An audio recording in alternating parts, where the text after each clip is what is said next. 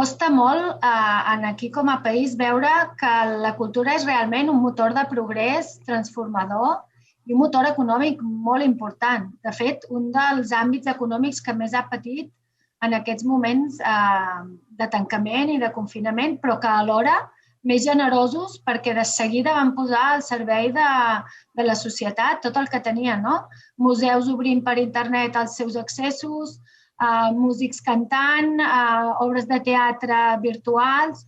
Realment és quelcom que et fa aturar i donar-li una mirada perquè cal posar en valor tot el que mou a nivell social, perquè no hi ha cap projecte cultural que no tingui un impacte social al darrere, però en canvi que difícil ens és veure la inversió en cultura, no? Com una inversió i no com una despesa.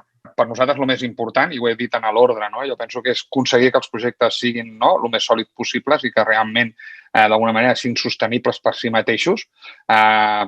Jo crec que una de les coses que penso que fa la Fundació és que aquí els diners que la Fundació posa a moure, però nosaltres no donem diners als projectes. Nosaltres el que els donem és precisament eines per poder d'alguna manera anar endavant i fer que d'alguna manera aquests somnis que tenen siguin realitats. Llavors, aquest efecte multiplicador jo crec que és el que proposem. Escolta'm, aquí teniu les eines, aquí teniu els recursos, us ajudarem en aquest camí.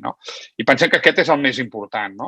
Creiem també que és important que el món empresarial estigui a prop per donar-li aquest suport, per ajudar-lo a tenir aquestes eines.